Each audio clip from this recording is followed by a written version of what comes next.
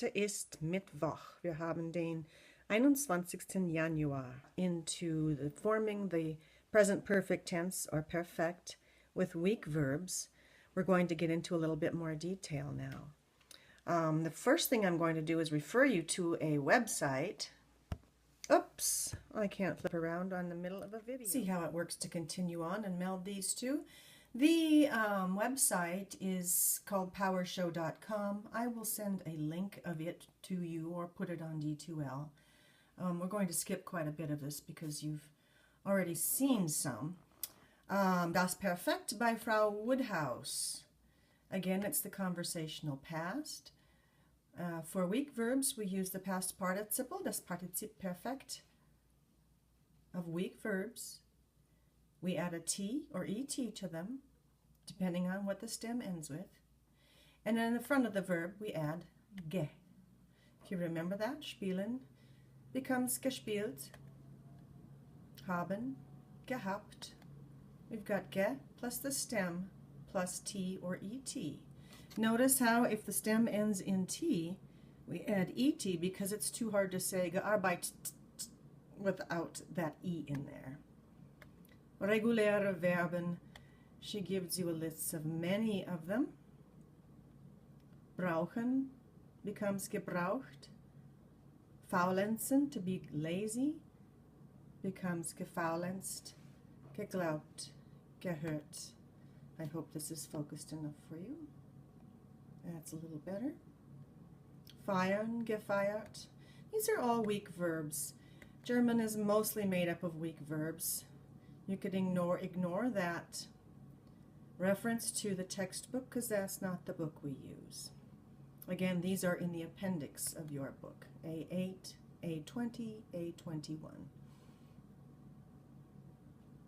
If you don't see a form listed, that means the verb is weak, and you simply add the ge, the ge, plus the t. It's weak or regular if you don't see a varied form given. Other weak verbs. Sometimes verbs end in ieren, like studieren, diskutieren. Don't add the ge. Ich habe studiert. I studied. Wir haben unser Haus repariert. We repaired our house. Willst du mich oder hast du mich fotografiert? Did you photograph me? Hat sich nicht interessiert. He wasn't interested. Die Gruppe haben in der Türkei protestiert. Weak verbs have a ge and a t, right? With no change in the stem. However, just as in English, there are a few verbs whose stem does change, and they still end in t and add the ge, the ge, to the front. In English, think about, we have our weak verbs play, played, talk, talked, walk, walked. That's ending that T sound just like in German. Well, think about, however, the verb bring, we change the ing to a for brought, but it still ends in T like other weak verbs. That's called an irregular weak verb or a mixed. Most verbs do not change the stem before adding G or T, but there are some, just like in English, that do. Stem change and a T. Think of think, thought, bring, brought, catch, caught. Still end in T, but have a vowel change. Ta-da, same thing happens in German. Bringen, ge, plus the T as in a weak verb, but there's a vowel change. Denken, gedacht. Nennen, to name, genannt. Kennen, to know someone, gekannt. Vowel change, but they still end in T. Rennen, to run, another word for to run, gerannt. Brennen, to burn, habe gebrannt. Wissen, to know, hat nicht gewusst. He didn't know. Now we have A lot of strong verbs in the German language. We get the ge usually. We get a stem, sometimes with a vowel change, sometimes without a vowel change. Only these verbs end in en.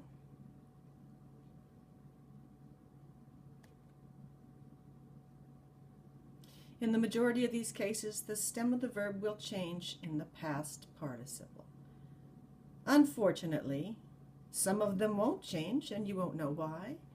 Therefore, you have to memorize them. The other reason is because you can't really predict until you get very familiar with the language what the stems are going to change to. Some examples of strong verbs. It says the fortunate aspect to this is once a past participle, always a past participle. The form never changes after that or takes a new ending, but you still have to learn them. I can't think of any that have more than one past participle. Well, maybe I can. So we have sehen. Sehen you already know is irregular because the vowel changes in the present tense conjugation. Ich sehe, du siehst. That's an automatic indicator that this is an irregular or strong verb, and that the stem may change, but more importantly, the ending is going to be en. Because it has a vowel change in the present, it's automatically strong and ends in en. Just because the stem doesn't change here does not mean it's not still strong. Here we have finden. That doesn't change in the present tense. No vowel change. Ich finde, du findest, sie es findet. It's strong though. How did we know that? Because we memorized it. Gefunden. Nehmen. Genommen. We knew that was strong or irregular because it goes from ich nehme in the present to du nimmst, sie es nimmt. It's an indicator that it will end in en. It doesn't give us information, however, about what that new stem will be in the Partizip, past participle. Halten, to hold, gehalten. Schlafen, geschlafen. Here are some that take the same vowel in the Partizip. Halten, geschlafen, getragen. Here's another set. Geben, gegeben, gelesen.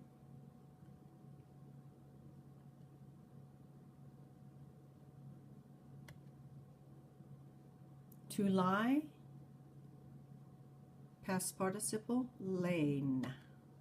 Or laid, I'm sorry, that was liegen, gelegt. No, that's lehn, lehn. Sitzen, gesessen. Sit, sat. Helfen, geholfen. Keep in mind that this is only one part of the two-part perfect tense. We're always going to have a helping verb as well, remember. And pretty soon, perhaps, this slideshow will take us there. But first, they're going to tell you what happens with verbs who have a separable prefix. This we don't get into until the next chapter, chapter 6 in Sag mal, but it certainly doesn't hurt to have a preview to it. Einladen becomes eingeladen. Can you analyze what happened there? Yes, the ge gets stuck between the prefix and the stem of the verb. Abholen, to pick up, hat abgeholt. Notice that the verbs can either be strong or weak. The prefixes are not related to whether they're strong or weak. It doesn't help you predict anything. Sadly, you have to memorize them. It's not so sad. You're smart. Einkaufen, eingekauft. Shoppt. Zurückzahlen, to pay back. Zurückgezahlt, paid back. Called up. Watched TV. Inseparable prefixes are never detached from the stem, as you recall when they were conjugated. Vergessen, du vergisst. Gewinnen, wir gewinnen das Spiel. Empfehlen. Here they never get separated either. You just simply don't add a ge. Don't take the inseparable prefix off, because you'd have a really funny sounding word. It would be beantwortet. Too much of a mouthful. Leave it off. Wir haben besucht. Es hat mir gefallen. Ja, wir haben das Spiel gewonnen. Oh, du hast verloren. You lost.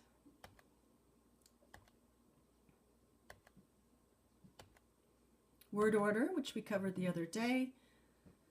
In the first video, the helping verb is either a form of haben or sein. It gets put into the conjugated verb placement.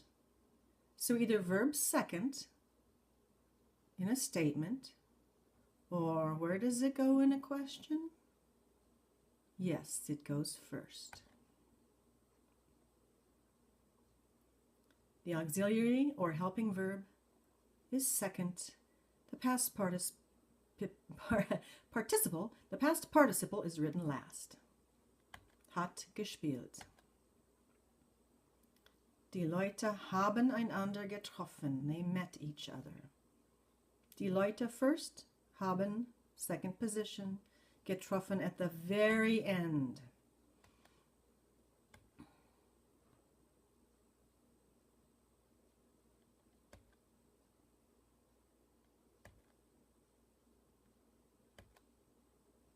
Die böse Ente hat den Computer geschlagen.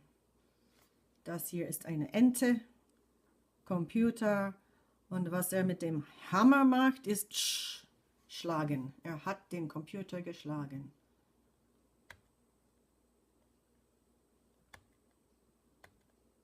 Sometimes the helping verb is sein instead of haben. The previous ones were all haben.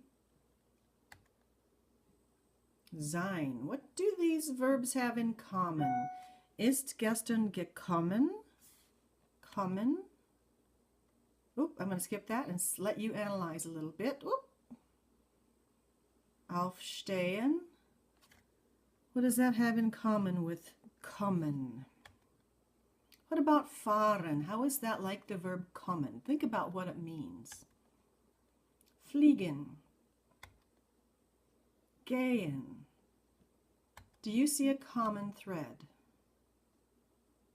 Instead of using haben as the helping verb, we use a form, conjugated form, determined by the subject of the verb sein. Laufen, kommen, ist geschwommen, ist gewandert. What do these verbs all have in common? Yeah, he's kind of helping you figure it out. Dieser Mann ist viel gelaufen.